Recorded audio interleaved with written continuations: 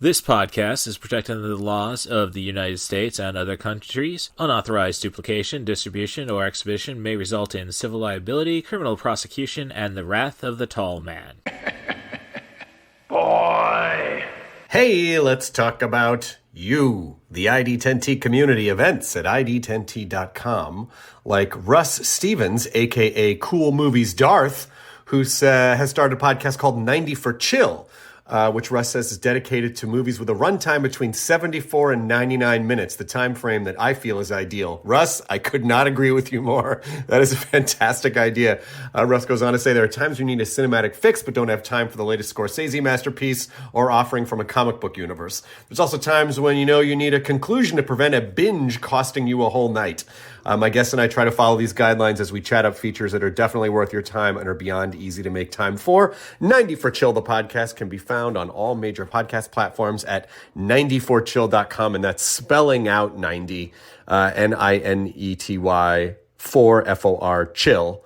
So there you go. Thank you so much for sharing, Russ. Really great idea for a podcast. Events at ID10T.com for everyone else. Little Hand says it's time to rock and roll. Bring the noise.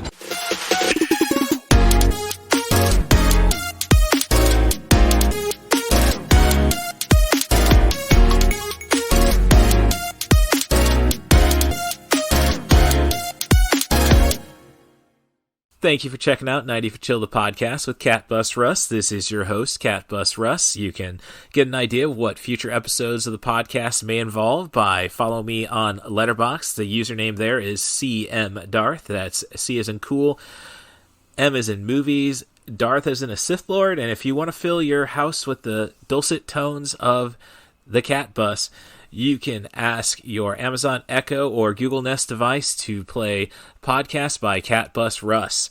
And this week, the Poetic Critic returns. She is fresh off her trip to Lombard, Illinois for the annual TARDIS convention. We talk about our joint history with November, dare I say, Thanksgiving weekend conventions in Chicago. That's where it all started, for me at least, back in 1998. And where it has come from there. And then we go and really investigate my sister's quirkiness when it comes to children's entertainment. We're both 80s kids. So we're talking about stuff we would have seen on Disney or Nickelodeon back in the 1980s. So we're talking about Dot and the Kangaroo. And then we're going to go into the, geesh, what was the MPAA thinking with the bear? So let's get the trauma started now.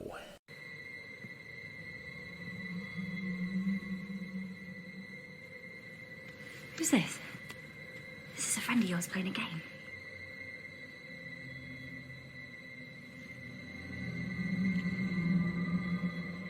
Playing a trick, are you, hey?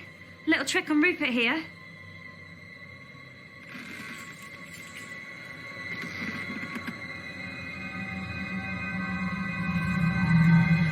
Okay, it's not funny this, you know.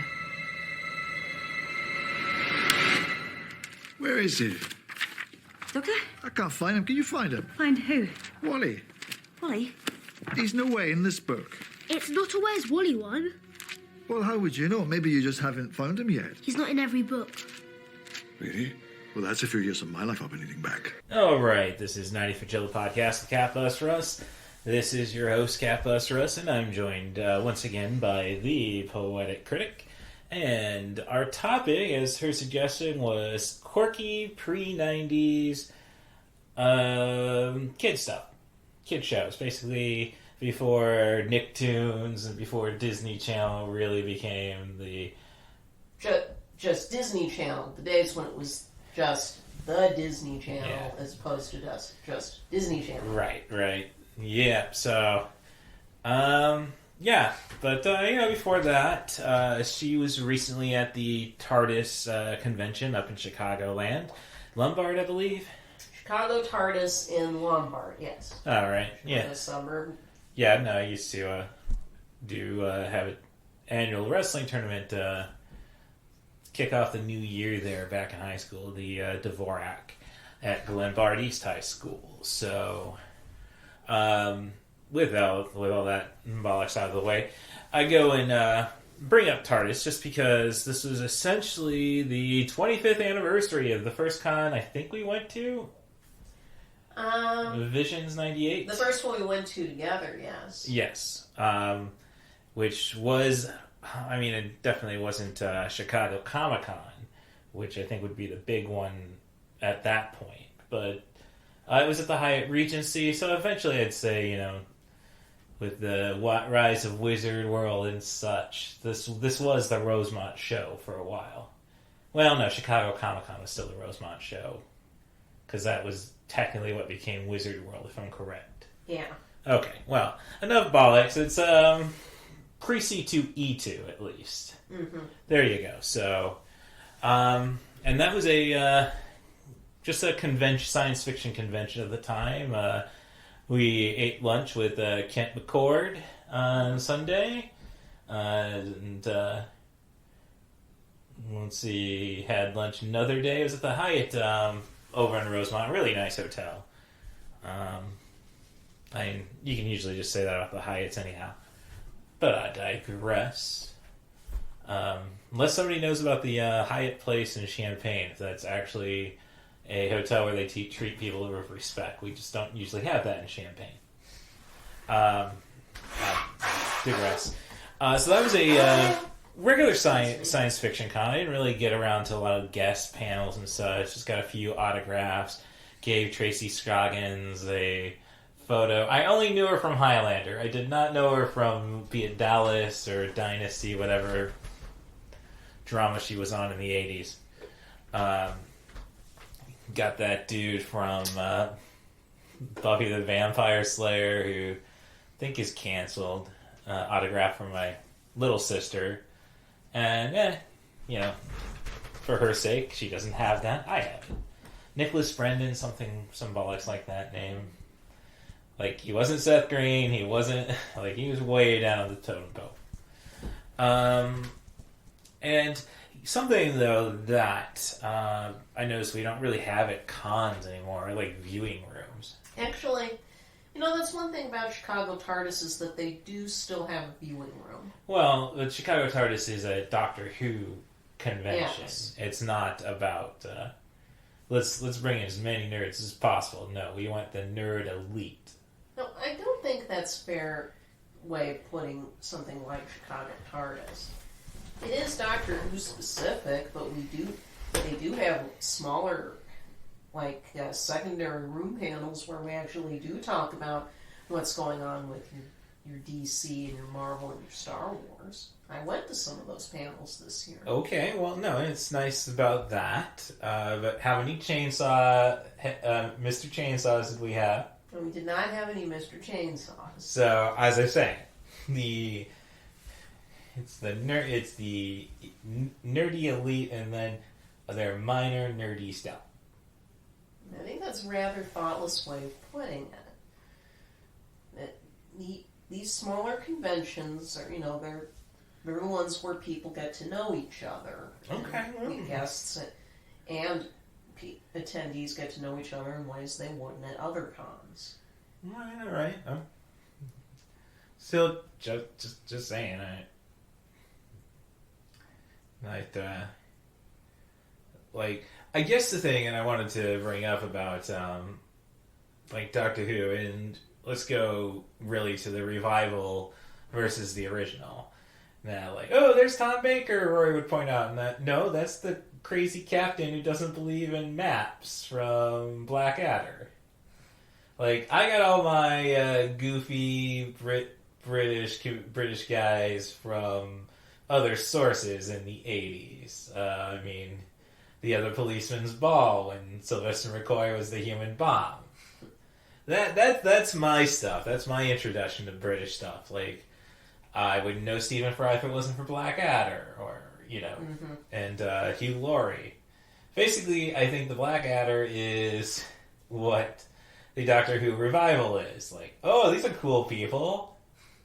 Christopher Eccleston should have probably tried to stick it out a little longer than just one season. Look, we all understand why Eccleston left when he did. Well, he did not have an easy time with that first season. A lot of it had to do with the guy in charge of directing. And he has done stuff for the series since. It's just not on television. You see, that's another thing about a regional, more specific con like Chicago TARDIS, is that it's pretty important for American, fans who are not from the home country. It's not always easy to get the kind of expanded universe material that is produced in huge amounts in the UK, such as the Big Finish audio dramas. Since, well, obviously, they're Finnish. Wow. Since the turn of the millennium, they've been doing original audio plays. Well, some of them actually adapt like books or comic strips that have been part of the expanded universe before. But the Big Finish hook is that they feature mostly the original actors, or in certain cases, decent impersonations thereof as needed. And well, I'm sure you put a taser to Pert Lee, you can get some lines. Okay, now what I'm saying is there are hundreds of these now, and they are canon unless explicitly stated to be like an Elseworld story, and there's a fair deal of those, or it's contradicted by the show itself. This is basically a loose canon that most significantly, pretty much all of Paul McGann's material, besides the TV movie and one short, is just the Big Finish audio line. He's been doing that for years. And what has Eric Roberts' involvement been with?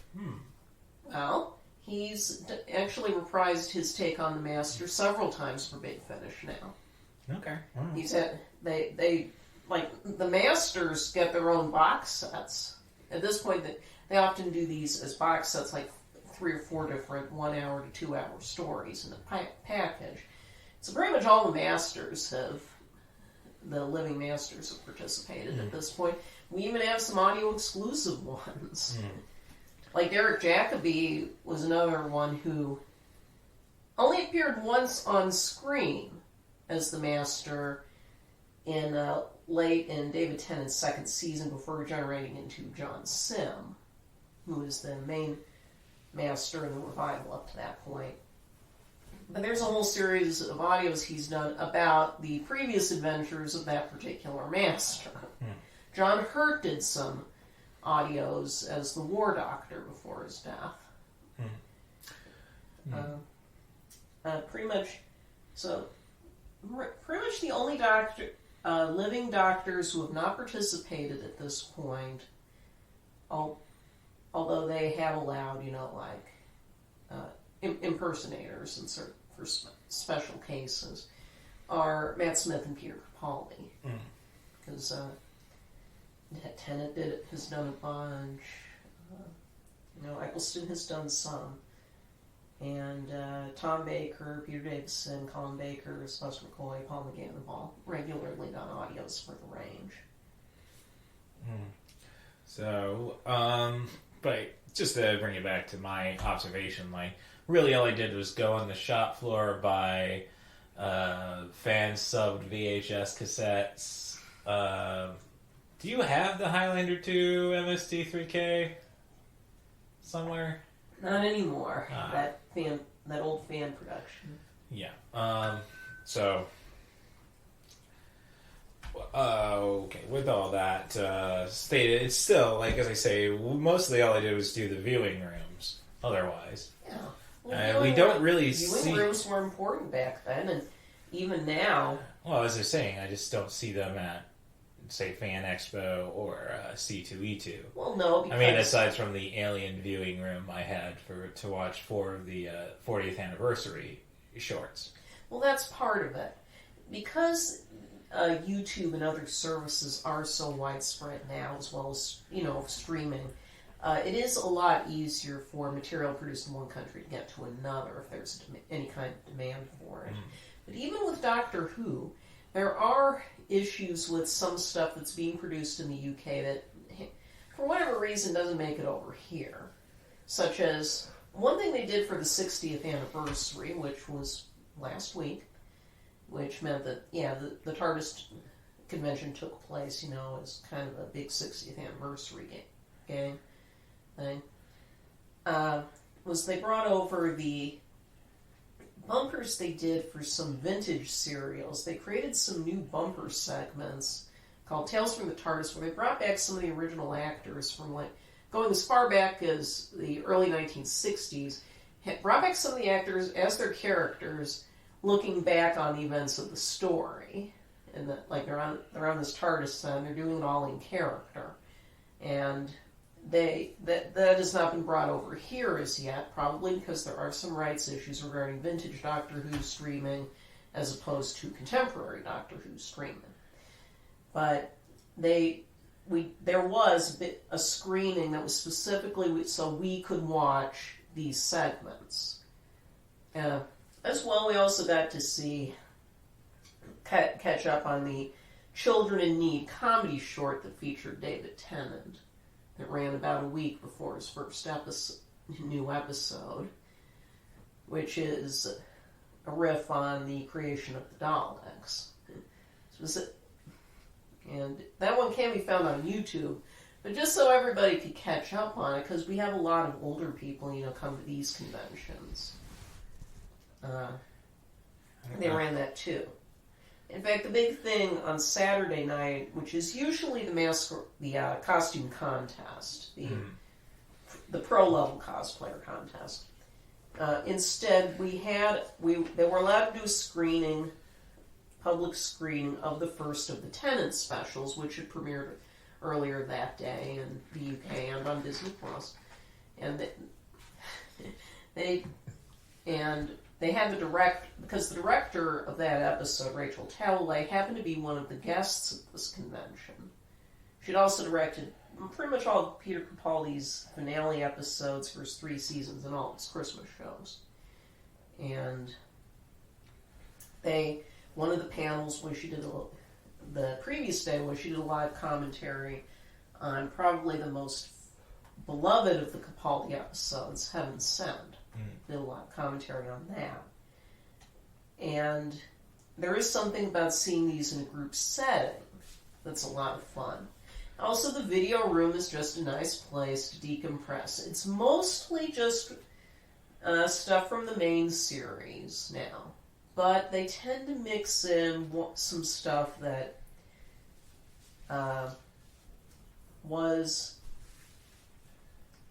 hadn't been on. Hadn't yet been brought out on DVD in this country.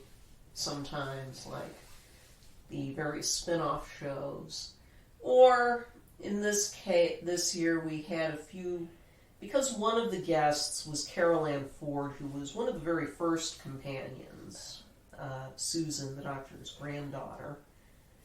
Origins still a mystery canonically to this very day. I don't want to go into that. I've listened to way too many Star Wars podcasts where, yeah, that Jedi. But they featured some of her movies from the early 1960s, like The Day of the Triffids, and they mixed those in. Okay. Alrighty. Well, alright, that's enough of that. I mean, as I'm trying to stop talking about Jedi's, there's just some things like that are so ridiculous that what you want to say it with the worst curse word of all to describe it. So we will stop that. That's silly. So, but with that said, John Cleese ever stopped by TARDIS? Yeah. Okay, because I'm just saying he did a cameo, right? Yeah, he did a cameo. All right. No, we usually the guest list usually. I'm just saying he was in Illinois most of November. Because I know he did the Civic Center, and I know he did UIS. Yeah, but no, the main guests we get at Chicago TARDIS are mostly classic series performers. Usually we get some mix of Peter Davison, Colin Baker, Sylvester McCoy, or Paul McGann as like the top tier guests. Yeah. In fact, we had the first 3 this year all came over. Oh, right. And this is what I mean by saying that there are ways you get relationship, you have a rapport with the guests and the attendees in a way you wouldn't get at other cons when they come so frequently. They also had a few companions from those eras. And sometimes we do get performers from the contemporary series, but it's not always easy. Like, they tried twice for Jenna Coleman, but she was so busy that they always ended up overbooking her, and she had to drop out. But on the other hand, we did get Pearl Mackie, who played Bill Potts in Capaldi's final season, and we've had a few of. We've had minor performers. We've had guys who played monsters or who did certain guest spots. So Sam Rockwell's from Galaxy Quest. Yeah, sort of like that. Okay. All right. So let's get in. So we're talking about old TV. Let's jump into the 60s, 70s stuff. Yes, I know. Tom Baker, Sylvester McCoy, Colin Baker, Peter Davison. You know, autistic info drops. That's how they show affection, I've read. Sorry. Let's get back to the 80s with a couple of movies. I mean, I'm sure she's going to bring up some other examples. I didn't necessarily remember Dot and the Kangaroo, and boy, I'm kind of glad. But I do remember Dot and the Whale. And so it's an interesting animation style. Dot and the Kangaroo is the first successful or profitable Australian animated feature, I believe, is what I read on Wikipedia. More or less. Yeah. It's not like they had much of an industry until the 70s. But this goes back to the time as Rory also watches a YouTube series based around trying to break down yearly or show by show Nickelodeon beef while we were growing up. Yeah. Well, it's going to go all the way. Right. Through the channel's history. Yes, I just can't think of the... The channel is called Pop Arena. They've had a variety of different shows over the years, and some are still ongoing, such as a retrospective of the Goosebumps books. They did cover Doctor Who for a while, but I think that's fallen by the wayside. But the signature project, Knickknacks. Yeah, that's what I thought it was called. Yeah, Knickknacks is, as they put it, a show-by-show retrospective of every show that has ever aired on Nickelodeon, going back to its origins in 1979 as part of a regional cable service called Hume. And this does include both shows that were created for the channel and shows that were, picked up from elsewhere. Right. So long as they aired as part of the regular Nickelodeon or Nick Jr. Programming blocks. They do not cover Nick at Night shows unless they actually got worked into the the monkeys, essentially. Yes. Right, okay. They don't cover Nick at Night. They only briefly summarize Nick at Night. Right. When they get to the start of a new year to cover. Okay. Well, when it comes to Nickelodeon, I really don't, aside from the Pinwheel lineup on Sundays or the weekends, I don't really think of movies there.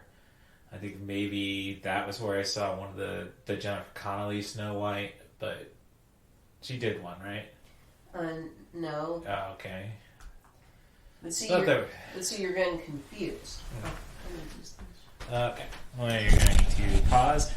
I got a podcast friends who always do the chucklery. We'll be back in 2 and 2. I just don't get that since it's podcasting.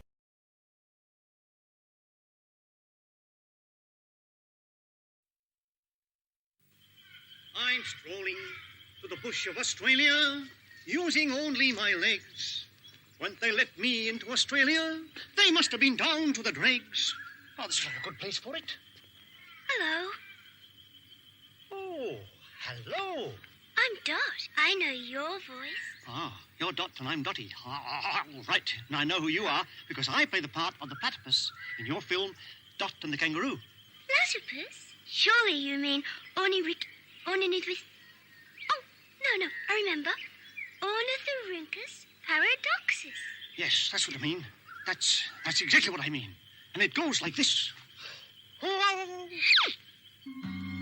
an ornithorhynchus paradoxus. He's an ornithorhynchus paradoxus. I just said that. I beg your pardon. What's the matter with you? It's your turn now. Thank you. We are ornithorhynchus paradoxus. And when you see us first, you're in the quite a shock. It's really quite extraordinary. You won't believe your ears. We've been living in Australia now for 60 million years. We're a well-established family, so give 300 cheers. Hooray, hooray, hooray, hooray. For the ornithorhynchus paradoxus. The ornithorhynchus, the ornithorhynchus, the ornithorhynchus paradoxus. Diana Rigg. Okay, that's who I was looking for. I knew somebody who dealt with Muppets did a Snow White that I saw on Nickelodeon, I think, in the 80s. No, it was on the Disney Channel. Well, what the hell is ever shown on Nickelodeon? Well, they have done multiple episodes relating to what the host has come to term as package shows, like Special Delivery. Okay, alright, yeah. I get that now. Yeah, okay, so basically, beyond the package shows, Nickelodeon was just like, let's entertain the kids when they get home from school, and they'll be doing stuff on the weekends. Disney Channel not really doing a lot of original content, dare I say, in the 80s. Well, it depends on what you would consider interesting or important. Looking back at very early Disney Channel, it was true it was largely a lot of stuff from the back catalog early on. Which I preferred, personally. But as well, they did a lot of original shows relating to stuff like Epcot Center developments. The making of Captain parks, EO. Yeah. And that's where I learned about Francis Ford Coppola. See, it's important. You have to learn about that sometime. Well, kids have to learn about Tech Wars sooner or later. Well, that was WWE when William Shatner did a monkey flick with Jerry Lawler. But the thing was that in the 1980s, not just Nickelodeon, the Disney Channel, which were aimed primarily at children and family audiences, but HBO, Showtime, syndication in general, they had to fill out the spare hours when kids might be watching something. And in the 1980s, when cable and VHS were very new things, at the same time, Disney was not the monolith we know it as today, and no other studio had ever deliberately cultivated a niche in family entertainment the way Disney had. So none of them really had a go-to library to work from of children's entertainment, except animated shorts, which, thrived on television back then. There's an excellent Knickknacks episode when they get to when Looney Tunes were featured on the network. There's a whole video that just talks about the history of Looney Tunes on television and how they were packaged and repackaged over the years. Oh, you mean so we couldn't see the Wish I Was and Dixie and Blackface and Elmer Fudd and Bugs Bunny? Well, they do talk about things like edits and such. I think that may have been a Blockbuster rental. I think Nickelodeon may have had their crap together at least that far. At the same time, so when they started panning and scanning out guns, they talk about that in the video. There are whole video series out there, as the host mentions. If you want to see stuff about the whole history of Looney Tunes, There are plenty of places at YouTube that just do that. Yeah. Oh, yeah. As far as documentaries go. Yeah. But My only problem with the Looney Tunes is right now is why did they give Bugs yellow gloves for the most recent? now going into the 80s, pretty much nobody owns this new Wild West territory, and which, unlike the real Wild West, didn't have anybody previously living in it. So, pretty much anything is fair game. Now, I don't know. Now I'm just imagining Native Americans protecting satellite dishes. Sorry. So if you're trying to fill, let's say, 14 hours a day at least with children's programming, because Disney Channel originally, a lot of early cable like HBO and Disney Channel did not initially run 24/7. They would usually have some point around maybe, it would range from 8 to 10 p.m. on the East Coast, where you just go off until about 6 a.m. And Nickelodeon, of course, generally would end its broadcast day at 8, would run 6 a.m. to 8 p.m. Right, and then you have at least a good 6 hours of Nick at Night.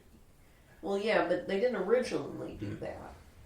Again, Nick Nicks covers some of the stuff that they used to fill that time prior to that. Okay. You learn a lot just about the whole nature of the early cable industry from those videos. They're very well researched. But in any case, you're trying to fill a lot of time. And that means you're probably, and if you don't have a huge library to build on, you're going to have to borrow from elsewhere. Especially something like Nickelodeon, that what was originally just a loss leader for more expensive add-ons like movie channels. Yeah. So you try to find what's cheap and easy to put up in air, and often that means you're going to look into foreign programming, anything that might be vaguely kid-friendly. This was about in both VHS and early cable and syndication did that a lot. Okay, so obviously Ozzy, oi, oi, oi, and I mean, so I also remember a lot on Disney Channel. I know it was on the Disney Channel, Unico. Yes. Anime. That's like the first anime I really got to know after Voltron. Yeah. Because Mom wouldn't let us rent Robotech tapes. Oh, she wouldn't?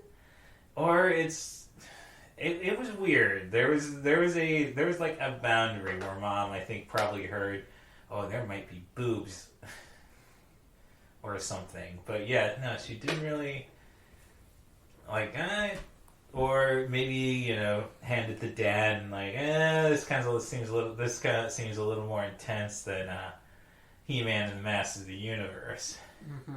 So, perhaps if they had. No, I think about it. Robotech didn't really have a lot of cats. Like, if they had a cringer, maybe things would have been cool.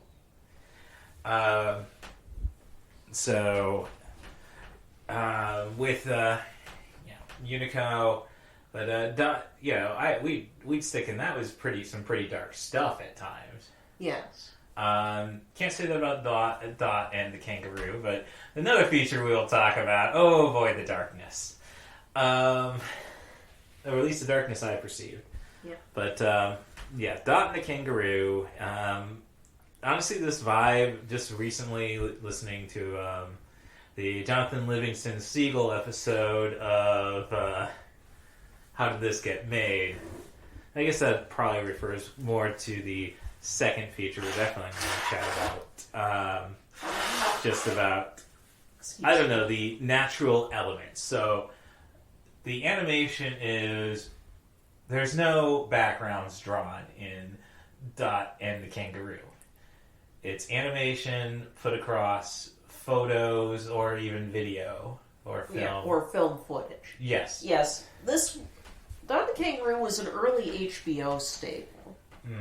And eventually, it was made in 1977, and eventually made its way over to Disney Channel, along with the... I mean, there were 8 of these movies, correct?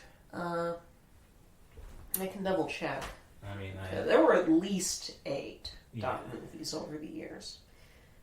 And the history of the studio that made them, Yoram Gross Film Studios, is itself pretty interesting. Yeah, there were 8 sequels. 8 sequels, eesh. Yeah, they went up all the way through 1994, although the last one was only released in Australia. But most of them were made over 1981, 1987. But the Dot first movie is simply an adaptation of an Australian children's novel. Yes. Sort of a what, from what I can tell from the film, is sort of like an Australian version of something like The Jungle Book. Right. It's Ethel Pedley was the author, and I don't know. Maybe I need to actually go and read Lewis Carroll's Alice in Wonderland, as they say. This is Australia, where all of the animals make it look like you've gone through the looking glass. And then when you bring up the concept of the bunyip, that's kind of like a Jabberwocky. Yeah. So. Apparently that, when you talk about Australian kids talking about stuff that scared them as a kid, the bunyip sequence in this movie is often brought up. I don't think that's not spooky. But, just another song to make sure we get to 77 minutes.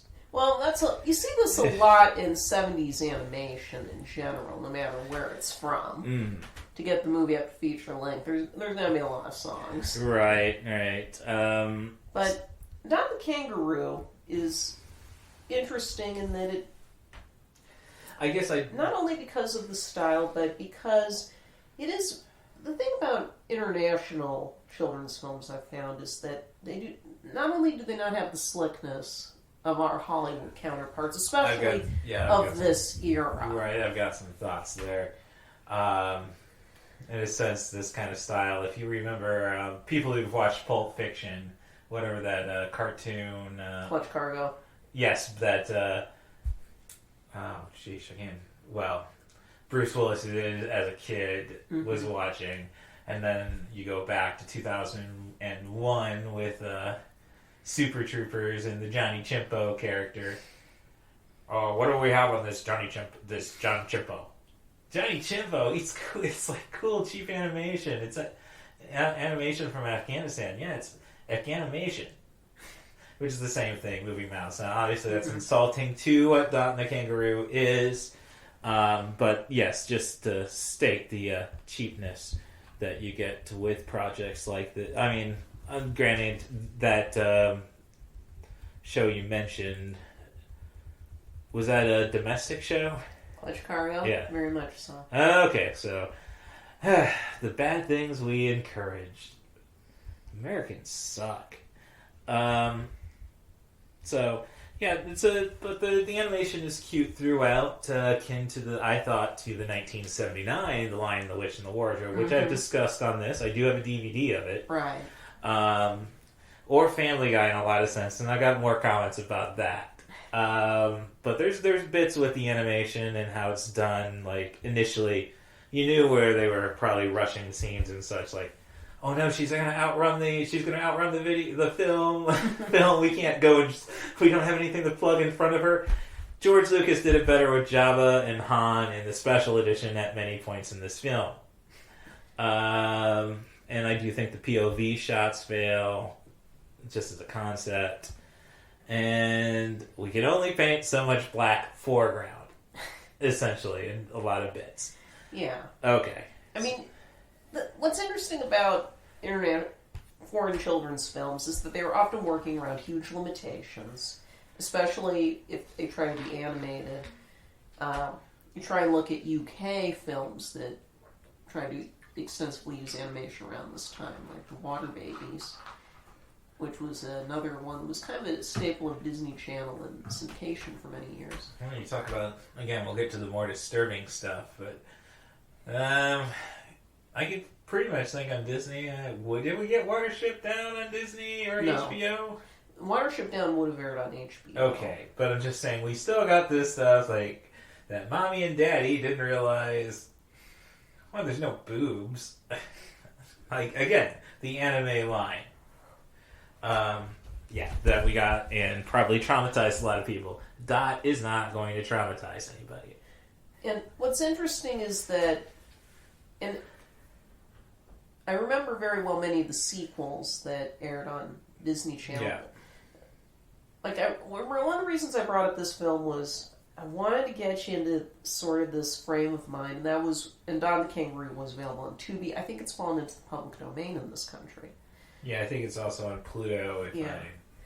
But the sequels are interesting because they tend to shift back and forth with how anthropomorphized the animals are. Yeah. Like and how some of them are much more slapstick and some of them are much more melancholy than others, especially Dot and the Whale. Yeah, which is incredibly melancholy for a children's animated feature. Well, from and the 80s. we get some weird stuff. Now you can't necessarily tell what time frame Dot and the Kangaroo. The novel is 1898, I believe. Yeah, the novel was written at the end of the 19th century. Yeah, and all the sequels are modern drafts. I'm just making sure I'm on that. They're all pretty. Yeah. There's really no continuity per se. Okay, all right. There is a loose thread that goes into both of the first two sequels, which had a fair deal of American exposure on VHS. I mean, the bunny immediately popped. Dot and the bunny immediately popped up as I slept. I don't like watching. I don't like what the autoplay would come on. I still haven't seen that one, but it also deals with the same issue of finding the kangaroo's Joey. Is also the plot of Around the World with Dot, the first sequel. They're basically two different continuities. Okay. Around the World with Dot, which in this country is usually known as Dot and Santa Claus because of how it's set up. Although it's not an especially Christmassy film, is interesting. Just for one thing that they tend to shift back and forth on is whether or not Dot is represented as a live-action character going into it. Yeah, I do recall that. In this one, she starts as live-action, and there's this friendly bushranger who steps in to help her. Okay, there's nothing friendly about the bush. I'm gonna just say that. This is my biggest problem with the feature again. And then you go to the first big musical number with this guy. Oh god, bollocks! All the goofiest things you could imagine in Australia, you get that in just that one number alone. Okay, they are very wildly Australian movies. Let's face it. Well, I'm thinking about the Joey. He's like a friendly park ranger who comes and they basically imagine their way into flying around the world with him as Santa Claus so they can track down the Joey. And they visit a bunch of different countries, and we get some ethnic stereotype. Oh, we'll get there. Especially when this is really sensitive stuff. But thinking about the Joey. I'll go back a little bit, but... So Dot we start the film with Dot crying in the bush because she got lost after I think she was chasing some little animal, which I don't know. This is natural selection. You don't chase anything in the bush. But basically, she loses her way. A little red kangaroo finds her, gives her the root of understanding, so she can communicate with the animals. And there's a good bit where it's like, no, you don't want to eat too much of that. What, you can know too much? Yeah, it'll make you sad. And damn right. I don't know, it also made me think of, what would you rather deal with, the root of understanding or the babblefish? I think the babblefish would be slightly easier. Okay. But, so, But so this red kangaroo had lost her Joey, and she's been searching for it. Very much like I don't know, The Walking Dead when trying to protect. Season 2 ends up with the child being a zombie in a barn. Type scenario for the Joey situation. So to get around, the Dot gets to ride in the Joey's in the kangaroo's pouch, and we have to hear this song 3 times. In Around the World with Dot, in the opening 10 minutes, they basically do an extended flashback to the early run of this movie, so you get to see that whole song again. And it's a cute little song, but how many Australian kids try to jump in the pouches of kangaroos? Yeah, don't try this at home, kids. Thank the gods for Family Guy taking the piss out of that. Hey, look, Lois, I'm Roo. Which is why I go back to the animation style being akin to Family Guy. Yeah. I could see Dot this being the true origin story of Lois. Okay. So, other things about that is that Dot got lost after she wanted to grab the ideal grass for their rabbits they were probably raising, and no, they don't like any grass will do, Dot. No, they like the gully grass. Either way, and Rory spoke to me when I brought this idea up to her about invasive species and that the rabbits aren't the worst thing. But this is still the story of Australians ruining their country. Or attempting to. Because then they're going to blame the kitties. And then we'll get into let's quit picking on the kitties when we get to the next feature. The songs are there, I think, just to make it feature length. I don't need the duck song. I don't need and when I would Ethel Pedley approve? That's why I say I gotta really read the Lewis Carroll to see, how do you really write dance numbers? And, do we need the dance numbers with the cranes? Well, think of, Disney does that kind of filler all the time. Well, yeah, but they usually go and bastardize the books right away. That's true. Have you ever seen the honest trailers they did for the 1967 Jungle Book? No. That's pretty good, because they come down pretty hard on that movie. So, don't need the duck song. Awful singing and speaking cast comparison in this feature. Willie Wagtail. Yeah, I'm really Wagtail. You're gonna leave that to other people. That's how I have. The ducks, everything. And I don't think the Outback was really that dangerous. We have the snake scene with the Kangaroo, but that's dude, just kill the frickin'. I have to establish myself, and then platypuses, which were kind of cool. Honestly, I'll give they didn't deserve a musical number, but I will give the platypuses some props. I think they had good animation on the Aborigines. Don't know why they were purple. Yeah, that's dated, but you think this is still 1977. Yeah, that's about as sensitive as you're gonna get. Yes, yeah. But again, that kind of speaks to also the way that American kids' films, they do not know how to slow down. No. Foreign kids' movies, they know when to take it easy, and they know how to appreciate a moment, or really explore the environment they're in. And I think that's part of the point of the Dot movies, when you think about it, is you're appreciating this big environment around. They have very strong environmental themes in general. Yeah.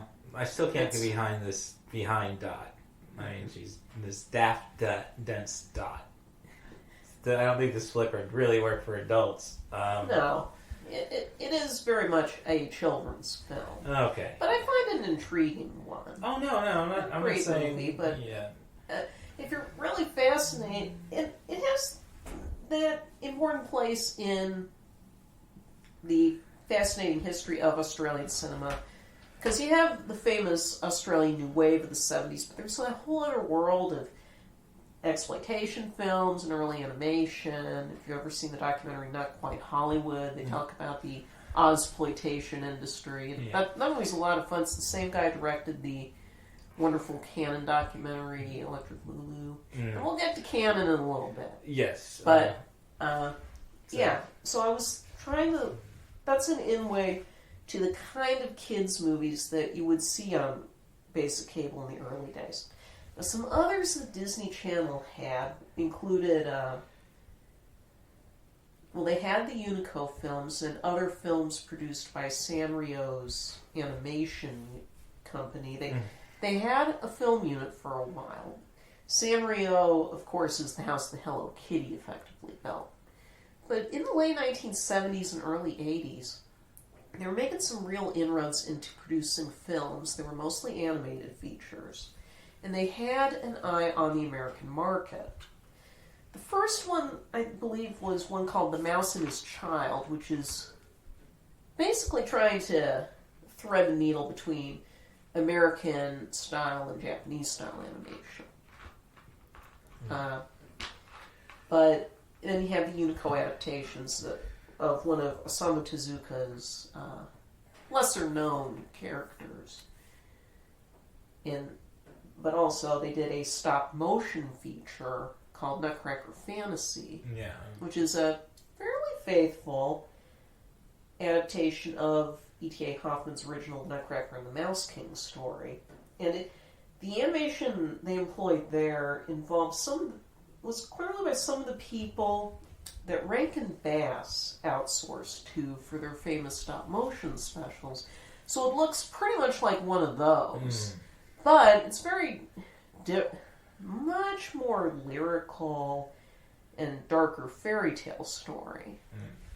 I mean, mice may look cute, but they're pretty nasty in this. Well, that's the truth about mice. Also, because, again, they have an eye on the American market, I've seen the English language dub. But that was a professional... Columbia Pictures distributed these films in theaters and on video. I'm thinking that's because they had a minor success importing the anime adaptation of Jack and the Beanstalk in 1976. And, well, you remember seeing that one? We saw that in Movies in the Park once. Yeah, vaguely. That was another early cable staple, if you were trying to show kids movies.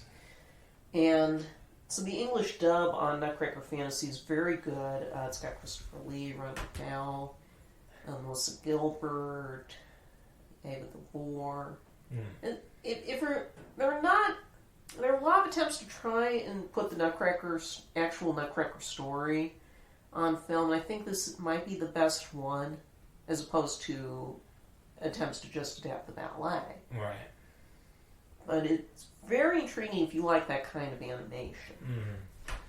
There's a couple of final notes to run through on Dot. So, we get home, presuming Dot is dead. I'm just saying the gray hair on Jessie, her mother, implies they just couldn't make another one. And, the beating Dot deserves.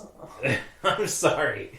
The father nearly dies trying to do this, and you're just wondering... makes me really want to go and try to remember the Red Kangaroo pouch song again. Just to rub it in. Oh, what were you? I was writing. But okay. So yes. What's interesting is that the animation company is still around. That is interesting. Well, yeah, it's under a different name now, of course. Your mergers, your acquisitions, but it's now known as Flying Bark Productions, and they do a fair deal of. They've done a fair deal of shows and TV programs over the years, but among the shows they do now is they handle stuff like the current Marvel cartoons like What If and Moon Girl and Devil Dinosaur. They handle those shows. They're doing the Stranger Things Tokyo series for Netflix. So they're still around. And they did a lot of... It's interesting because in the early days when it was Joram Gross Film Studios, it was the founder was Polish, but he worked out I knew that.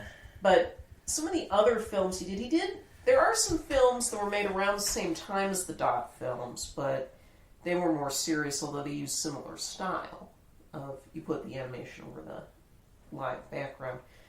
And the thing is, though, because Don the Kangaroo was the one that was the hit, that when they got imported for the American market, they'd be given much cuter retitles, such as 1979's The Little Convict, which is a story about a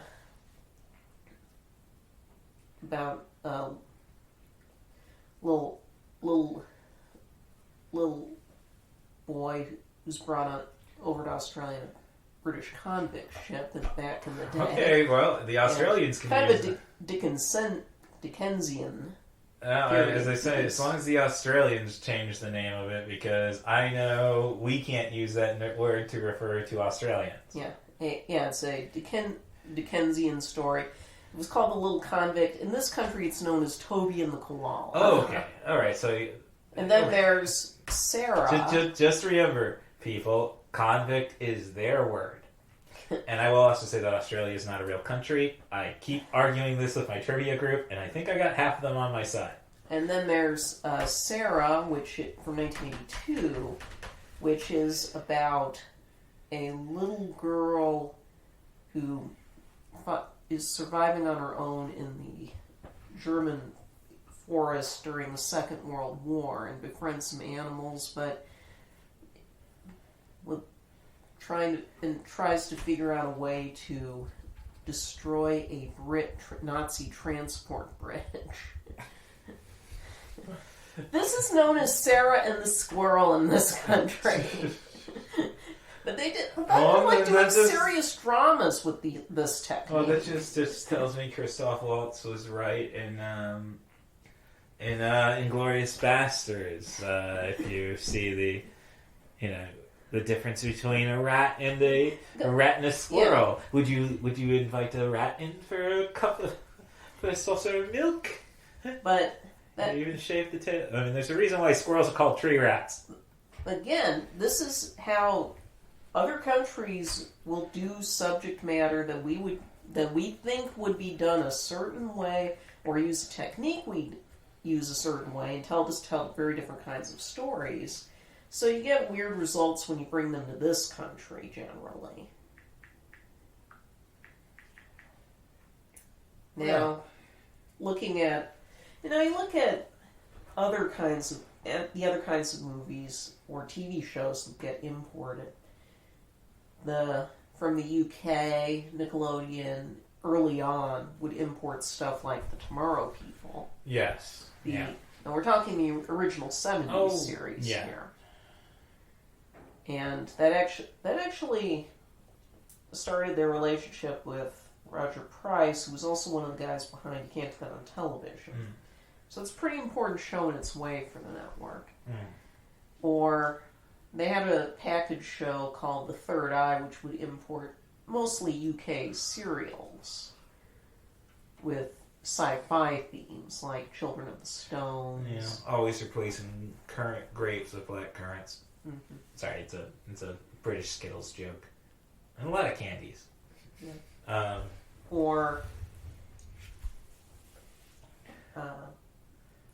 Especially in the early episodes of Nick Nicks, you'll find all sorts of interesting series that we're recording, like New Adventures of Black Beauty. Yeah. Yeah. That had a pretty strong VHS presence early on, too. Well, speaking of VHS presence, because I definitely don't recall this ever being on Disney or Nickelodeon, The Bear. Now, that's another example of how something can be a giant hit internationally and not really be a thing here. I know it aired on cable, but it wasn't the kind of film that Nickelodeon or Disney was handling. Well, no, it's virtually mute, and this is directed by the man who gave us Enemy at the Gate, which is fun because you can appreciate the cat and mouse he does a lot of cat and mouse, the metaphor. Jean-Jacques Annaud at this point was best known for Quest for Fire. Right. He also did the excellent film adaptation of The Name of the Rose. Yes. Not long before Yes, this. as we learned in Train Spotting. So what are you saying? I'm saying that In the Name of the Rose is something more than a blip on a downward trajectory. What about The Untouchables? I don't read into that. Despite the Academy Award. It's a sympathy award. So, by 2001, I guess we're going with Annaud's based on the sick boy concept of you have it, you lose it, and then you just can't cut it anymore. That's the grand theory of life. So, yeah, when I'm thinking about the bear, and you bring this up with Disney and Nickelodeon, I think, dude, this is definitely not the Yellowstone Cubs. You see, that's my Disney Channel. Watching these old, man, you guys didn't put any effort in type movies. If you couldn't get Kurt Russell in it, just shoot some live action. We'll work around that. Which does say, though, narration, I don't know if it, we could have sold this to kids with Dudley Moore's voice. He was still with us at the time. Well, that's an interesting thing. The Bear came out in the U.S. in 1989. Yes. After being this giant hit overseas. Right. And it did about, 30 million, it says at Wikipedia, in this country. Yeah. That's not bad. No, it's... And that was about the same time that we get Adventures of Milo and Otis imported from Japan, edited down from a TV series. There was just something in the air at the time. We're suddenly getting a lot of these unusual nature pictures. Which is really fun because the American Humane Association, I know this was shot in Germany and Austria, but man, you're not telling me we didn't the sheer fact that the film opens with a Winnie the Pooh tribute. You gotta get the Hunny, but the bees, not the bees. And the bear, no, and then was the Wicker Man Nicolas Cage tribute to the bear. I'm just doing podcast stuff with that stuff. So I'm just saying, there's no way there weren't harmed animals shooting the bear, despite the Jim Henson animatronics that were featured in it. I imagine that's more dream sequence stuff. Oh. With the bear, it's interesting because it isn't that far removed from some of the early Disney stuff, like Bambi in its way. Yes. Oh no, we show what should have happened to Winnie the Pooh when he gets his head stuck. Or something like Watership Down, even. Yes. And it's interesting that in the U.S. we anthropomorphize animals so much. Mm-hmm. And internationally, they seem to prefer more realistic xenofiction like this, as it's called. Xenofiction is basically, you tell the story from an alien perspective, and that can be an animal, and you're not really trying to apply anthropomorphization so much. You're trying to take advantage of it not being human. We should be scared of the Disney company owning 20th Century Fox, as we might anamorphosize the xenomorphs. You just don't get it, do you? No, I've never heard Xeno, and it makes sense. Xeno. It makes sense since it's the root is alien. Yeah. Yes, but when I just don't think of it. Reminds me of how originally, when Paul Verhoeven was attached to the project, the Disney animated feature Dinosaur was supposed to be more of a xenofiction. Right. No. That it would not have had any dialogue and would have been a realistic depiction. Then you look at Arnaud's filmography again, and you go to obviously Quest for Fire is damn near xenofiction in that sense. Mm-hmm. And then you go into Enemy at a Gate, which is some reason we went to see that movie 3 times, my friends group, in the theater. And it's a beautiful cat and mouse story, like the bear. Not the bear is far superior. Yeah. Which, again, the sheer fact that we're talking superiority, it kind of makes me think, dude, this is too smart for kids. We do seem to have different. But that's an important distinction. When you look at a lot of the international kids' entertainment, it can be Japan, it can be UK, it can be French. A lot of Criterion Channel, when they had the Saturday Matinees programming going, they had all sorts of films from other countries. The Bear was one of the films featured. There were many others featured along similar lines. And what's striking is how many of them really do assume a maturity of the intelligence. They assume an intelligence and maturity on the part of the kids that American kids' entertainment simply does not do. And I think that's one of the things that distinguishes the pre-90s kids' entertainment in general from what's come since, because you are not trying to cater so much to the kids' interests. Well, no, you're not trying to torture the adults as they get drugged into the movie theater. That helps. But it surprises people to learn that something like Doctor Who is considered, it's a family show, it's a kids show in the United Kingdom. Yes. Maybe the contemporary series a bit less so. Right. But the original series was certainly regarded, and which was why it was also budgeted as children's entertainment.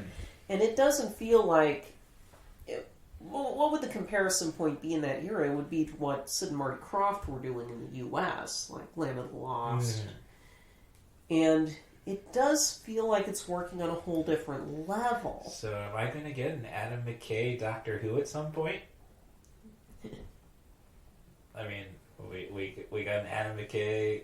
Will Ferrell is the Doctor. I don't think so. Yeah, we'll make it Danny McKay. We'll make it Danny McBride as the Doctor. Even Disney itself, when you look at what they were doing in what's often now referred to as the dark Disney period of the late 70s, early 80s, roughly Black Hole through Return to Oz. Yeah, you may want to listen to the Screen Drafts 2-part Disney animation, because they really do a good job of trying, or they do try to do a good job of making sense of what these generations are. Yeah. In the Disney scene. My only complaint, maybe too inclusive. We have a lesbian and two gay men and a mother who do this. Yeah, Ryan Marker should have probably been involved, just because he got his heart broken quite a bit during that draft. Because nowadays, when you think about companies like Disney. Well, it's really the only one where we give this periods. Like, nobody talks about the Dark Warner days. Paramount's a constant shit show. It's been a constant shit show, at least since, we got The Godfather, and now we're going to get a few things, and then, whoa, what are we doing? And Lord knows Warner Brothers is like that right now. I'm just saying, Disney, I think, is held at such high regard just because of the sheer image of the man. I don't think it's just that. It's that being the only one of the major studios that chose to do children's entertainment primarily for so long. Okay, that's fair. And they branched out eventually in the 80s with shows like Touchstone and Hollywood Pictures. Yes. But they retracted from that too. And once they did a PG-13 Disney ride movie, it was all over. Yes. But when Disney or companies like Nickelodeon or Cartoon Network, when they try to kind of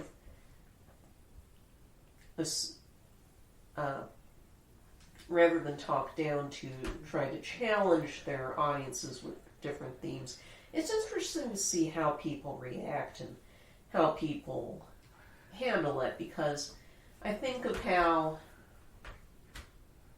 Cartoon Network and Warner Brothers gave up on Infinity Train, because that show was based around the idea they were switching protagonists each season, using the titular train as the baseline setting. Yeah. And the protagonists were getting steadily older. And this apparently was a factor in basically being cut off, feeling that this is no longer a show for children. Well, no, and really when it comes to Cartoon Network, I'd say Nickelodeon. When a cartoon is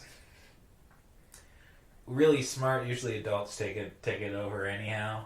We're talking Steven Universe, Adventure Time, and that SpongeBob SquarePants. And that's something you don't really see in international kids' entertainment. No. They don't, like Doctor Who, that just becomes a multi-generational thing. Yes. Or more culturally loved. It's, during the Capaldi years, the Barnes & Noble would import, still imports the main Doctor Who magazine, which these days is primarily for the adult side of the fan base. Although it originally started as it was just something for kids. Right. It had weekly stuff, and it hasn't changed all that much, it's just shifted. Well, it's a print magazine, so it's definitely for old people. But also, in the UK, but along with that magazine, they also had, for a while, a title called Doctor Who Adventures, which was explicitly aimed at the kids' side of the fan base. It's like how we have, like Disney Princess Magazine or Bluey Magazine or whatever the hot character franchise today is. And it's weird to see that. There's a bit of dissonance seeing that applied to Doctor Who, because, especially in the Capaldi seasons, they were dealing with some pretty grim topics. Like, here's the back cover poster you can put up, kids, of the horribly burned 12th Doctor crawling along the corridor in the climax of Hellbent. Fun for kids. No, I mean, couldn't look at worse than anything from Lair of the White Worm. So that's true, but it's still, you wouldn't see that. You wouldn't see that if it was something Disney was doing. Yeah. Disney's putting money in the show now, but they don't have much influence over it. Well, and you think about Disney, and then we're kind of trying to. Brings me to The Bear, which is a story about the little cub who mom gets killed as they're going into trying to get all that honey. And so basically you've killed Bambi's mom and Winnie the Pooh in one swift go, who's on his own. And in the meantime, you have a big Kodiak bear who's done a lot of work, Bart the Bear. Yeah, Bart the Bear's magnum opus. Yes. I read about on Wikipedia how people were trying to lobby him for Best Actor in 1989. And I think this would be an 88 film, so why the hell not?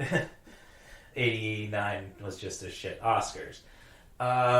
So the Kodiak is being doesn't immediately know that he's being hunted by hunters, trophy hunters. And let's there's just, how did this get a PG? Let's not just kill Bambi's mom. Let's show them skin Bambi's mom. So this is still and parents probably rented this movie for their children.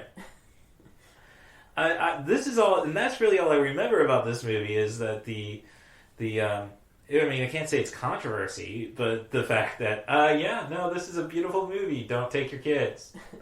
Yeah, it's a different level of. Yeah, it is one of those movies that really blurs the line. I mean, and there were a lot of the. We have a mercy killing in this movie. Yeah. I mean, the only really thing, and then you get those weird dream sequences in it. But the little cut after Bart is shot, little cub runs into him and eventually starts trying to help clean his wound. Yeah. And they form a bond, and now we're in Brother Bear. Yeah, that's one of the wild things is that you think of all the later kids movies that have surprisingly similar basic rough through lines, like the first Ice Age, The Good Dinosaur is not that dissimilar. Well, that's a kid killing his dad, but little pussy. It's wild to see the kind of things that we associate being treated very lightly in American kids' entertainment, but treated in a mature, more adult way by foreign filmmakers. Well, and yeah, but talk about bees again. We have to go into the birds, and like, there's a lot of stuff kids should not even. I don't think kids. I am surprised. Kids would be ready for. You got the little cub tripping on mushrooms at one point. As I say, you got weird dream sequences. Well, Dumbo got drunk and hallucinated pink elephants. Yeah, but we all know about pink elephants. Yeah. I mean, how many kids know these days about that kind of route? Well, I'm used to so many like car dealerships having like deals so crazy, and they're having pink elephants around. Like, and then you have to explain to your kid, yeah, you see pink elephants when you drink too much. And then you like, so when you watch football, you get pink elephants. Yeah, but it's interesting. You know, you can do beautiful stuff like that, or how some of the Looney Tunes shorts seem a lot more. Well, I usually associate the Looney Tunes hallucinations of, well, there's head trauma involved at some point.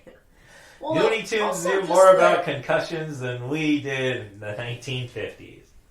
For that, and that's another thing, is how stuff like the Looney Tunes is working because they had to be appealing to adults as well as children due to when they were made. Right. That they do seem kind of sophisticated and sometimes saucy in a way that we wouldn't see now. Oh, yeah. And, which is... You also even get that with the Muppets to a certain extent. Well, and as I say, you have Jim Henson, Creature Shop in Jim this Henson's movie. Creature Shop. Yes. Well, I mean, they're involved in this feature. Yeah. That's what I mean. Yeah. So... But then... they were doing the early Ninja Turtle movies. Well, true. It's not long afterward. Thinking about characters that... Bart the Bear has that scene, too. And I know, reading Wikipedia, that they were saying, yeah, that was another thing probably more offensive than the tripping cub. Nope, can't take your kids because you're going to have that talk after the movie. And so... But you enjoy the movie. Oh, no, it's intense. Like, I mean, it's... it's just very much like, no, don't take your kids. And never mind, why did we have to go for that final antagonist? Like, man has been defeated in this feature. So let's go and blame the cats for stuff. Yes, there's a mountain lion chase. I'm like, it's a big Kodiak. Yeah, but it's a cute ending, but it's still like, come on, don't pick on the kitty. But you look at just how much in a few short years kids' entertainment really started to retract from anything like this in the U.S. Well, we weren't getting as much imports of stuff like we weren't, think of all the other crazy kids movies of the 80s I can think of. Rock Demer, the Canadian Tales for All films, like the Peanut Butter Solution, which if you've never seen it, you wouldn't believe me if I tried to explain what the plot was. All right. But I mean, or the Canon Movie Tales. Yes. Well, you're so after this, you're getting into the 89. You're now into the Disney Renaissance, and I guess that's when Little Mermaid not so much, and I mean Beauty and the Beast. Like, well, we appreciate a smart heroine. Too bad it's Stockholm syndrome. But the movies start trying to get smarter, as they say. Once you have Robin Williams quipping and okay, we got to make sure the adults are in tune. And then I would say 92, that's, I believe, when Nicktoons kicks off? The Nicktoons launched in 1991. Okay. 91, you get the Nicktoons, and Rugrats is pretty smart. Doug is, I don't really know who Doug really was for, because I don't know any teenagers watching Nickelodeon at the time, aside from my big sister, who just became a teenager. Ren and Stimpy, I think, is the people who the series, which is definitely did everything wrong, is the thing that kind of whipped kids into being a little more aware. Perhaps. And then Rugrats got smarter as it went along. Yeah. And Ren and Stimpy got dumber because no, we can't let the kids know. We can't have parents doing these explanations. So I think that's where it gets us to. I mean, outside of Disney, what did we have? We had Fern Gully, which is really good. The other thing, and but then you get the Because- lesser Bluth movies, and stuff like Once Upon a Forest. but you're forgetting the importance of Home Alone in this equation. Oh. I think that was a big game changer in what they thought kids wanted to see. You assume the kids like this, so you give them more of that. And this becomes an increasing problem as the decade goes on. Well, the thing with Home Alone is it's not the Goonies, where the Goonies... Like, the Goonies has not aged well, but that's just because it was so authentic to the time. Which is something with, say, the Goonies, that were essentially like trying to create smart children's stories. And then Home Alone is not really about being too smart. It's just about brutalizing Joe Pesci and Daniel Stern. I don't really see what's smart about the Goonies per se. Well, I mean, the kids have to gather their resources to save the day. Well, yeah, it's a classic hero's journey. Yes, I'm just saying we don't really get Home Alone is like he learns a lesson, but then it's about, and now I have to kick ass. It's like Home Alone is basically First Blood and Rambo 2, but in a Rambo First Blood Part 2, but in one movie. All right, and he's learned his lesson, and now he must go back and kill the commies. So, but yeah, I'm just saying, when I'm bringing up when we're getting into Home Alone versus Disney Renaissance and now the intelligence of kids, I'm just saying Goonies is not like what was the Val Kilmer one from that period? Real Geniuses? I think so. Real Genius, yes. Yeah, which they have a bit about trying to get laid. We didn't really have to worry about that in the Goonies. Yeah. The Goonies was essentially like, and of course there's knockoffs and everything, and then E.T., another movie about kids, having to fight the power, public enemy style. And then the 90s, we just don't. Now I'm just kind of like regretting. Oh, the 90s got smarter, and it's like, no, it didn't. Well, that's the thing. It becomes a lot more about kiddie wish fulfillment fantasies. Okay, thank you. Yeah, and that's why I bring up Home Alone. But you also get this with Aladdin. You get this with well, I'd say the Harry Lion Potter. King, but do we really want to talk about regicide? Yeah, eventually you get into stuff, and especially when you start getting into stuff like Star Wars prequels, the over-reliance on IP, and you just don't... And I don't think American Kids Entertainment is fully shook off the 90s trend that you give kids wish fulfillment stories. And you don't really see kids' entertainment in this country that is just about kids having ordinary lives. Probably the closest thing to that that's found a big fan base is the Diary of a Wimpy Kid books. Mm. I've seen some of the film adaptations, and none of them quite get what makes the books work, which is that you're laughing at the protagonist more than you are with him. Mm. They never. It's admittedly a tricky tone to pull off. Mm. So. But that's about as close as you get to kids' entertainment that isn't about them turning out to be a wizard or a pop star or a social media influencer or a superhero or anything like that.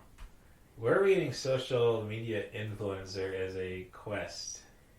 Or are you talking about Lizzie 101? Not Lizzie 101. Stuff like iCarly. Yes, shows like that. Well, look, I stand behind iCarly as I'm trying to do my wish fulfillment as being a podcaster. I'm just too lazy to wake up and tape videos for kids before I go to work. And I think that's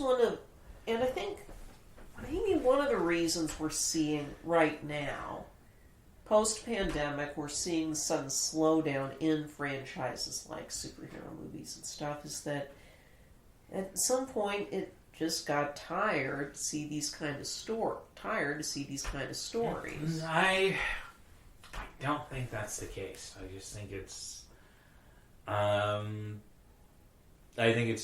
I don't think it's about being tired. It's just now, after spending 2 years, 2020, 2021, not doing anything, I think we've gotten accustomed to that. If anything, Disney Plus should raise the price of their service, just so they can make a little more money when Wish blows up once it makes it onto the service. If it's lucky, yeah. Oh, it's going to happen. Going back to that Disney draft. No Wish haters.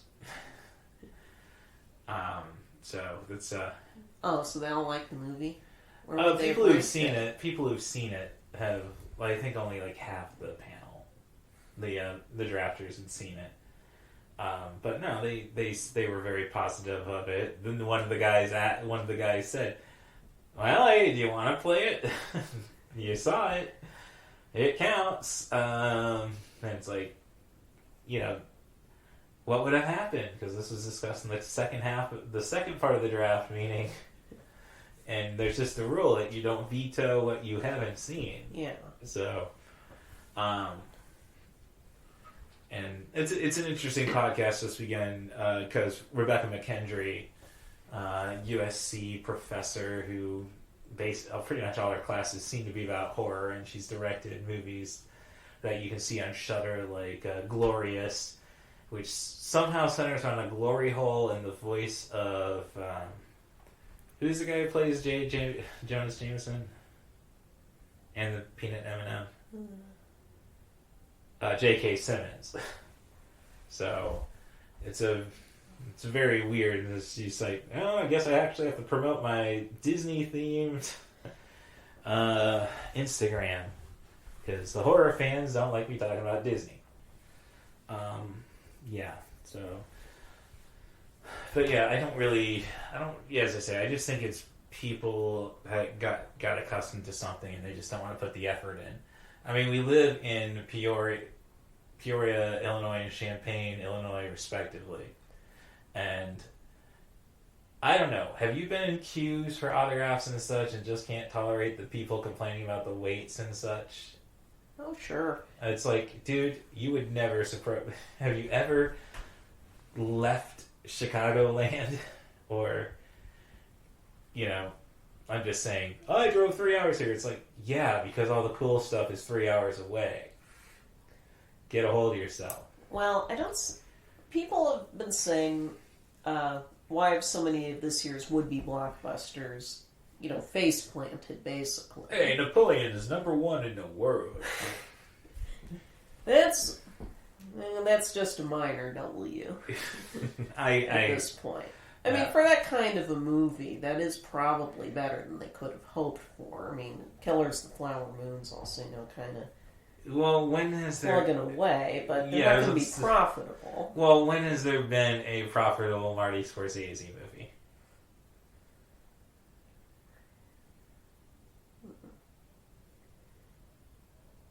Probably Shutter Island, maybe? Yeah, probably that. Yeah. But at the same time, what is it that people are more interested in seeing movies like those, or Oppenheimer, or Barbie, or such, than they are about The Marvels or Wish? Well, Barbie had a built-in audience besides the fans of satire. Your little girl is going to make you see Barbie, if you like it or not.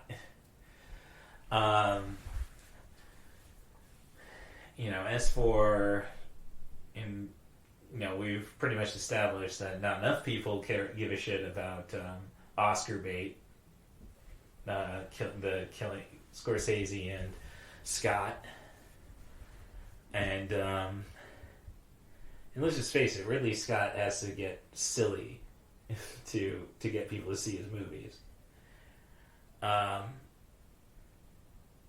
And as I say, Wish and Marvels, no, I think it is. I think this is solely the issue of Disney. The pandemic, people got used to just watching this stuff, waiting for it to come to them instead of making I'm the sure effort. that was part of it, but it's not like those other movies aren't going to get to streaming soon enough anyway. Warner Brothers did a whole year when they were just doing day and date releases. Well, yes, but people still came out for stuff like Dune. You say that, and I honestly don't see it because more people are going out to see Spider-Man, meaning less screens for Dune. No, I really I couldn't tell you many people I know that have seen Dune. And I didn't really have any interest because I haven't seen David Lynch's yet. And, and it's just like, oh, big cast, epic. Nah, it ain't my jam. I'm hoping, before this podcast goes up, I can throw a Silent Night review in. That's my jam. Well, you better make it quick. I know, the numbers the numbers weren't good. Yeah. But what do you expect? Nobody respects John. We had Face Off, and then nobody respected John Woo ever since. Which is kind of But I do think... So, that's kind of ironic. His biggest... Well, no. I think we once he nearly killed the Mission Impossible series, then it's let's just let this guy stay over in Hong Kong. But it does make you wonder where kids' entertainment is going to go in the next few years. I mean, what are the big kids' franchises right now?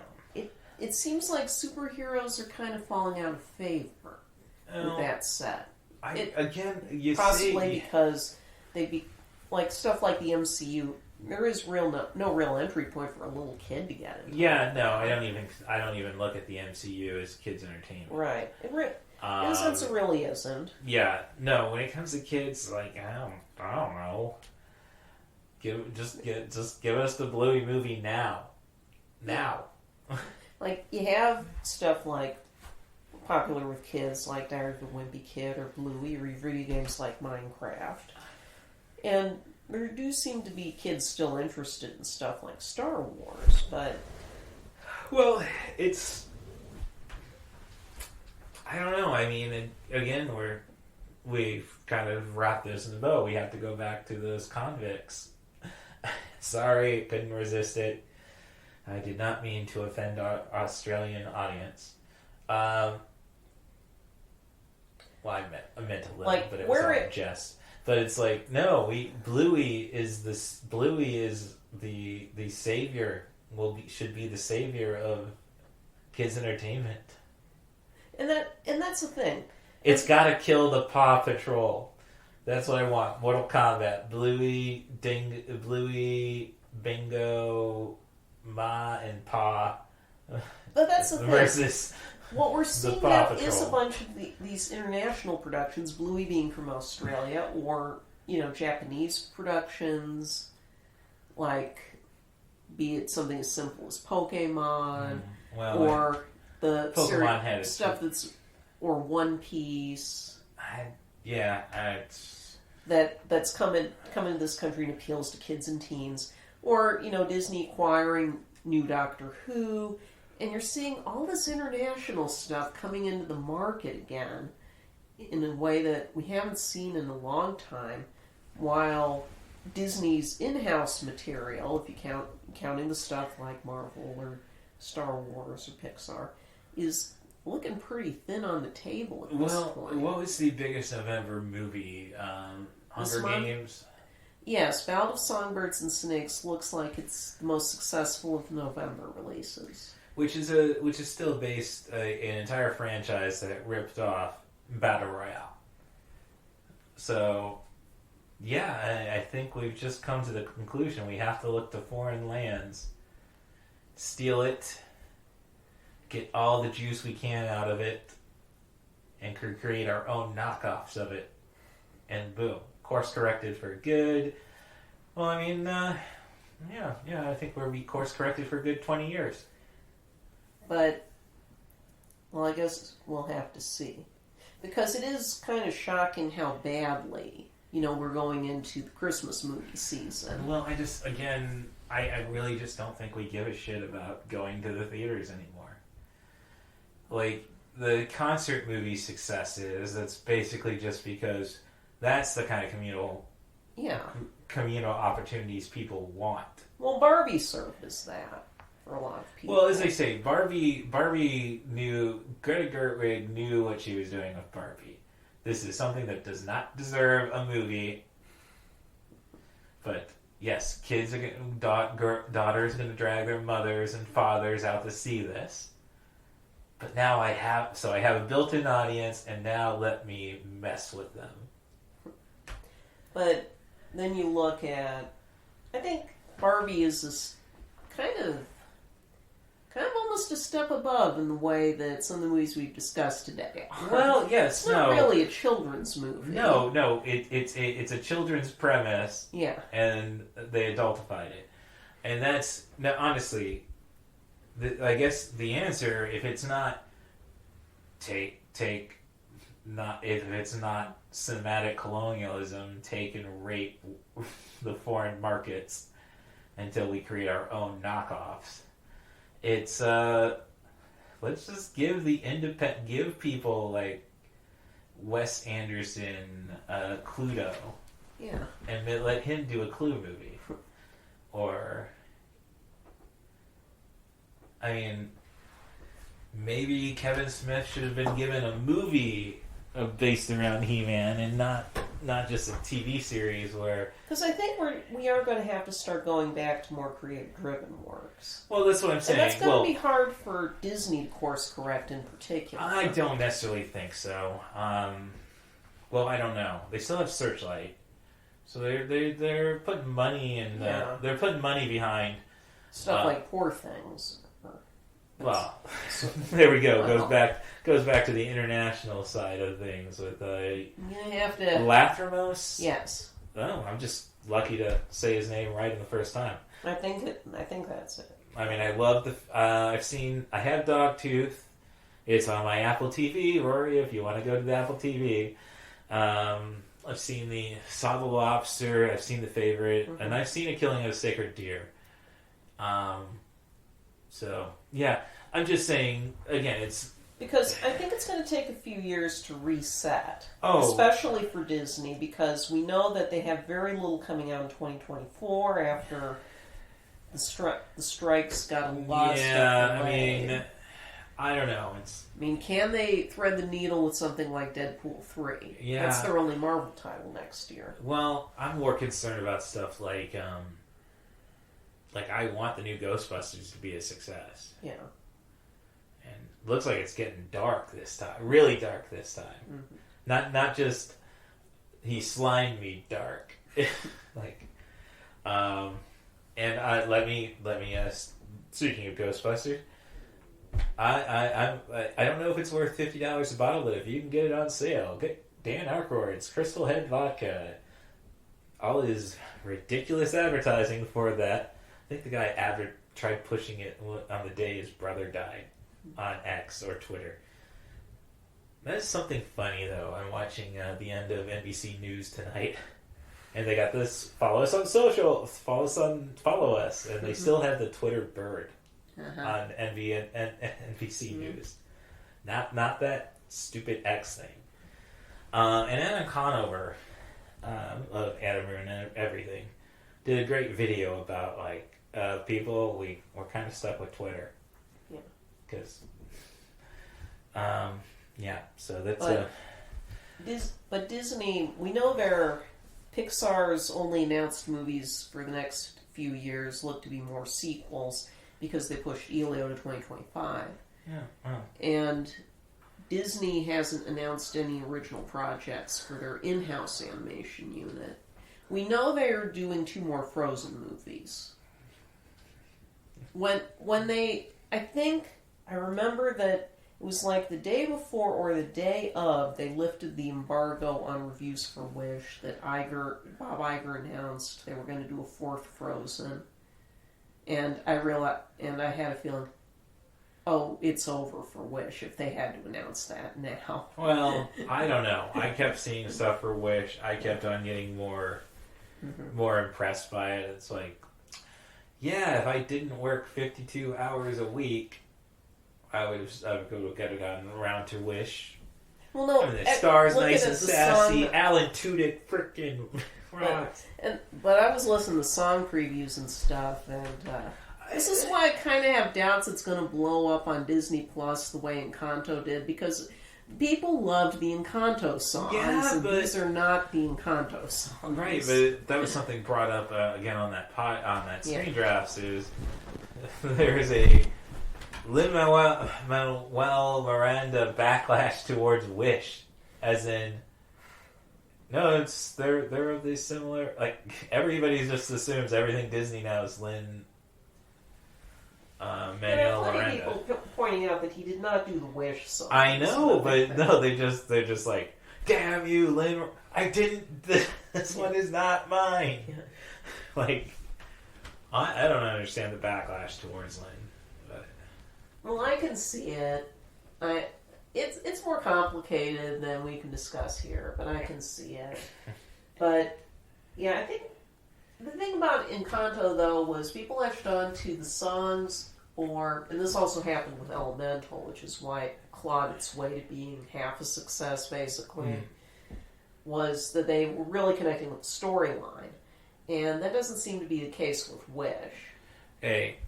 It goes back it's not something people can relate to. Well, as I say, it goes back to that Disney draft, and as I say, it was a definitely queer-heavy influence on it. Yeah. But Strange Worlds is on the top 26 definitive Disney Animation Studios best of list. So, give it time, it's going to find its audience. And I think that Disney haters are just trying their best to deny that. Well, I don't know. Looking at the professional critics review. Oh no, I've seen the numbers, and they're not great. They're usually a lot easier on these films. I have a sense that there is a blowback just because they were trying to make this a big 100-year movie. Well, yeah, it's not so much that, but they didn't put any effort into the 100-year movie. Like, when so many reviews saying, I cannot parse how the world building in this movie works. That is fundamental problems on the script level. Well, I don't know. It goes back. Again, it kind of encouraged me to go back to with Ghostbusters. Ghostbusters Afterlife is nothing but a fan service feature. Uh-huh. We are willing to disband our disbelief for that, just to get to that. Well, so that's why I'm saying, I think, again, I think Ghostbusters is something we waited 20 years for. Disney's something we have to endure every year. well, maybe that's it. Maybe this is the best part we can break off on. Yeah, no, we got enough of that, I think. So, of course, you can follow the show on Twitter. We're never calling it X here, at CatBusRuss. You can follow more, but if you really want to try putting Elon in his place, follow me on Mastodon at Russ Stevens at mastodon.social. It's not as complicated as that sounded. And if you want to be on the podcast, offer me a film, a director, an actor, a theme. Try to focus on sub 100-minute material, but I can make any movie work. So, I don't know, maybe in January we're going to have the Cats episode. It's going to be a marathon, so, but I've already got that figured out, my part of it. But that's what I'm saying. If you're willing to put the work in, I can make any movie work. Like our last marathon dedicated to The Thing, which is just 2 minutes too long. It's like, okay, they're done burning the research center, and we got 2 minutes of dialogue, don't we? Darn it. Otherwise, from my front, thank you, Stationary Harden, for looking after my butt and doing your best to push me in the right directions, and I hope you're squeezing the ectoplasm out of the one-eared angel Skimbleshanks. The Poetic Critic, you can follow her on Letterboxd. That's The Poetic Critic, all one word. And she's stepped away from the Musk game, and I don't know. We're just not going to get social unless you follow me on Mastodon, I guess. I hear a lot of things about Discord. Friend of the podcast, Sam, really says, just get a Discord and then make the podcast easier. I don't know. So, do you have anything to push? Any recommendations? No, not right now. Okay, so that'll do it then for this week, and we will be back next. So this is going to be the December 5th episode, I believe. No, December 6th. I'll be back on December 13th, and we'll see where we go from there. I am going to take another week off at some point, but you will be warned. Thanks for coming to the 90 for Chill, the podcast. Have yourselves a good week. Can I hear a wahoo?